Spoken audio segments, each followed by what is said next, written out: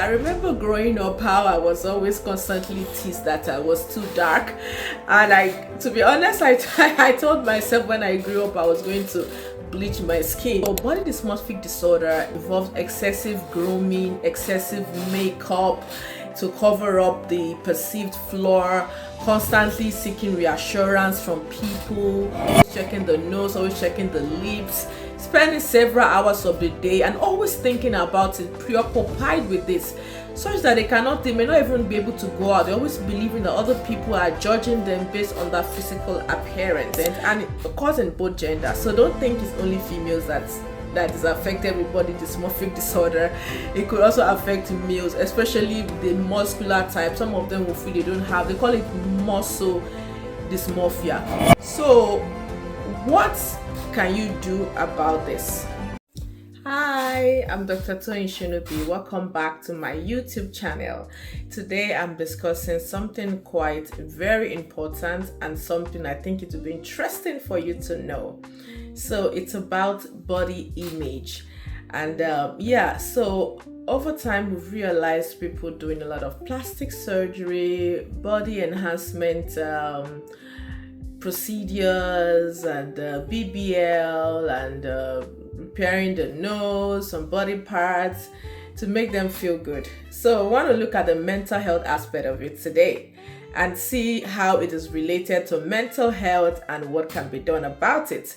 So if you're new to my channel, this is a space where we reignite empowered, audacious living. And so we talk about topics ranging from mental health to building self-confidence in order to live a healthy and a fulfilling life. So you can subscribe, you can like, you can share, and then you can comment in this comment section. Welcome back again, and thanks for joining in today. So I've had situations I've seen all over, like in the social media, how people have gone through several body restructuring procedures, and some of them did not come out well with good outcome because of complications from it. Example is the BBL, which is the butt lift, right? Butt lift enhancement, where there could be complications like infection, complications from fat embolism, even the fact that sometimes the whole shaping thing of the butt is not well enhanced, and they have to go back again and again to restructure the butt. And sometimes it's not like what you see is not on social media, is not actually the real thing by the time behind the scenes, right? A lot of people coming out to regret their actions. Some people have passed away from fat embolism. Yeah, and some people, they still don't have that feeling of satisfaction that they require. The plastic reconstruction surgery never kept on going for several years and all that, and there was always one issue or the other. There was no satisfaction with this. So this brings me to what we call body dysmorphic disorder. So body dysmorphic disorder is a mental condition whereby people are severely obsessed with their perceived flawed body appearance. It could be nothing, right? And it could be just a mild defect that is not even really so obvious to an average person.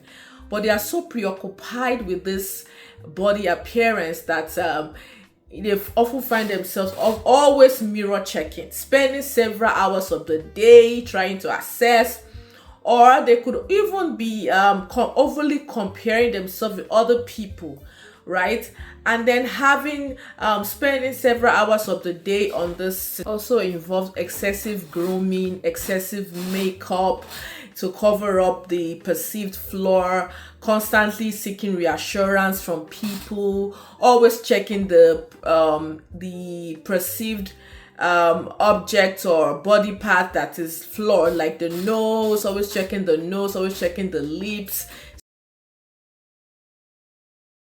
spending several hours of the day and always thinking about it, preoccupied with this, such that they may not even be able to go out. They always believing that other people are judging them based on their physical appearance. And this is what we call body dysmorphic disorder. It's a form of like obsessiveness about body defect. So what makes it different from an average person who just feels, oh, I think maybe I need to like dress based on my physical features, right? That does not replace you owning up to how your body is and dressing according to your body features, according to your body features, right? You can see other people wearing a form of silhouette clothes and you feel like your body picture doesn't match up, and you wear something that actually perfectly fits your body feature. That is not a bad thing. But when it comes to the fact that you were always constantly preoccupied with this, such that it affects your daily function, you spend several hours of the day, you can't even go out, or you're even having low mood, you are feeling depressed because of the way you look like, then it's probably you're dealing with body dysmorphic disorder.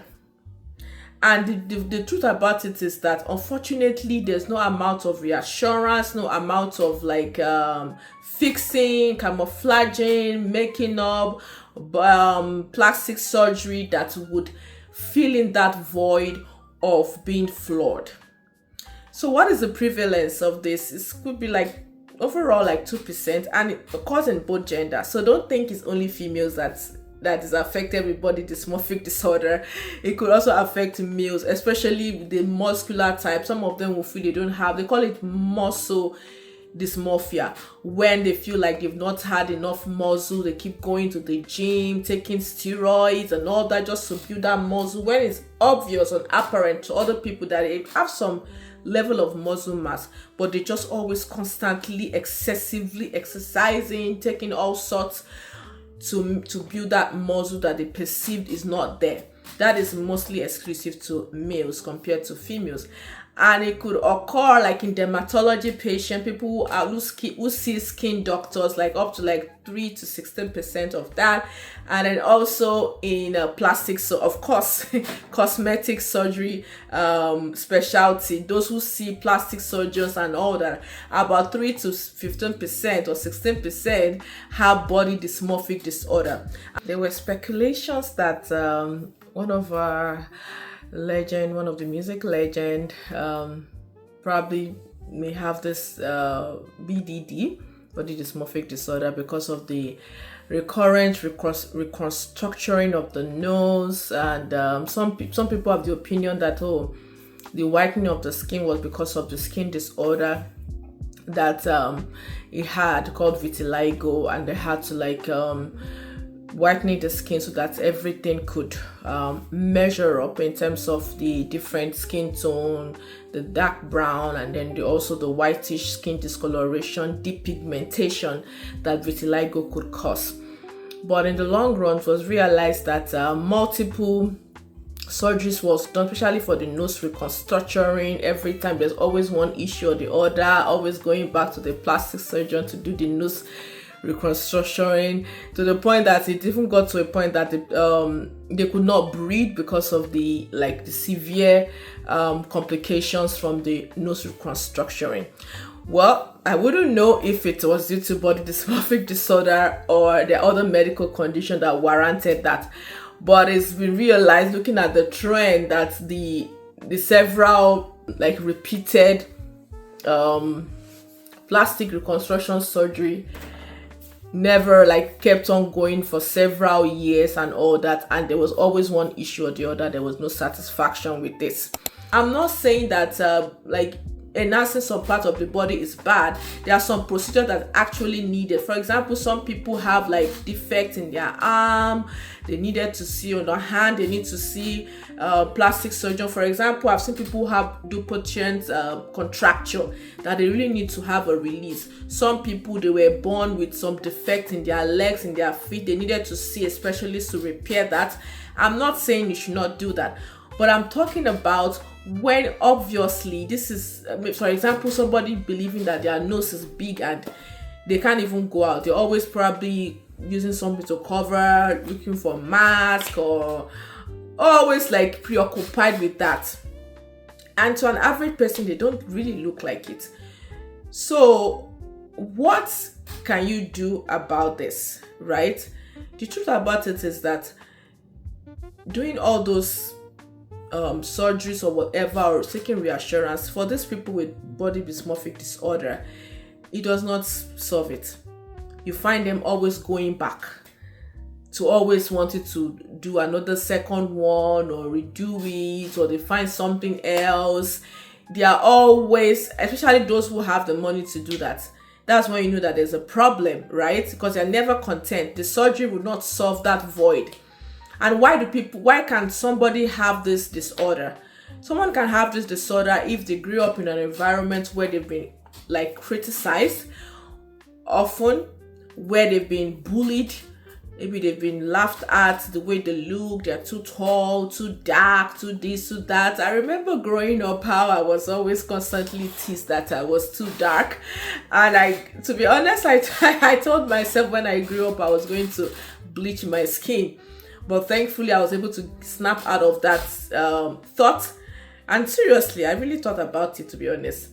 But I snapped out of that thought growing up when I began to appreciate myself more, practicing gratitude, like appreciating my skin and all that, and also trying to enhance my skin by wearing what suits me, right? I naturally will prefer that brighter colors because it suits my skin. And really, I wouldn't change my skin for anything looking back. So imagine somebody like brought up in that kind of constant criticism, being teased, being bullied about one body part. They would, even when they grow up, and they internalize it so much, they would have that thing within them that they are never good enough because of their body part.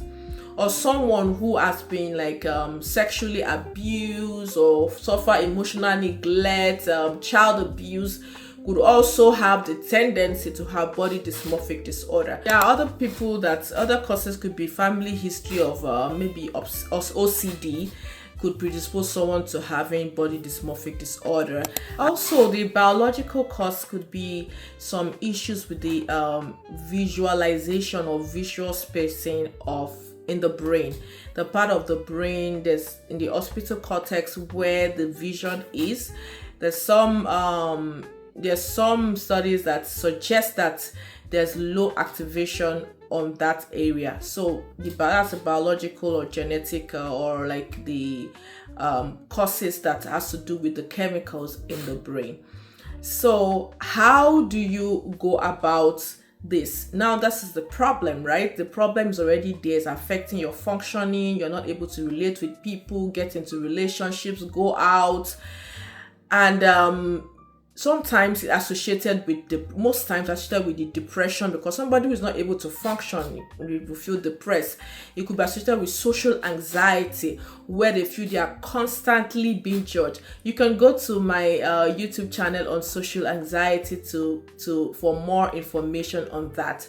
And then also it can be related to other anxiety symptoms like constant picking of the hair, said to be trichotillomania, or it could be also related to OCD, obsessive compulsive disorder. So how do you deal with body dysmorphic disorder? Before I get there, if you know anyone who also like seems to have some of these symptoms and you've tried to reassure several times and they still have this fixated belief that they have a problem with a part of their body, you can drop your comments in what has been your experience with such people. So you can share this video for them for more information. Okay, so you can deal with it by taking medication. For those people, they have to take a high dose of medication because it's more like obsessional OCD like disorder. And also therapy would really help, because it's more about their mindset, about their perspective about how they look, not really that they are really flawed in their looks. Most times they are not actually that flawed in their looks. It's about their perspective. So they need therapy to shift their perception. And then also knowing that you will not surgery would not fill that void. Surgery is not, or plastic surgery or enhancement surgery, unfortunately for this kind of people, would not solve the problem. They keep doing. I've heard of people who have done multiple surgeries on different parts of the body and they still never get satisfied, unfortunately.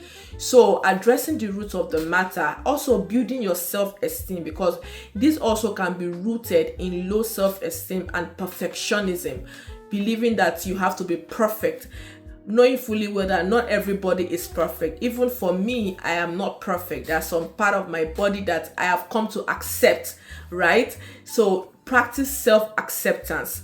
You need to accept yourself the way you are, not whatever you look like, whatever your skin color is.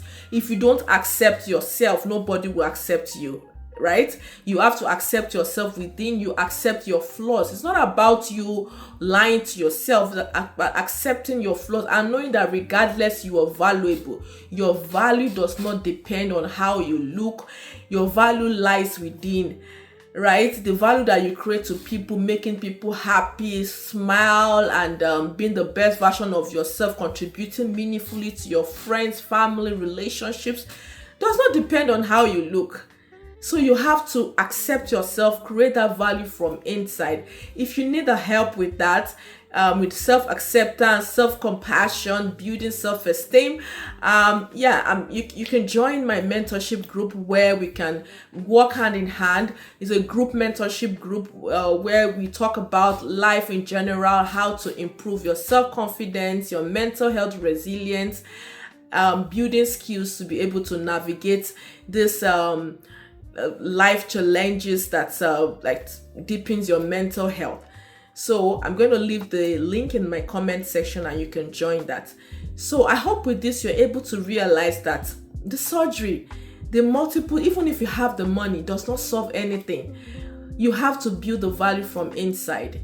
Go for therapy, take your medications, and then also knowing that your value is not dependent on your physical appearance. Your value lies from within. Thank you for watching. Don't forget to like, to subscribe, to share, and to comment. Whatever you learned in this video, please drop in the comment section. See you in my next video. Take care and bye.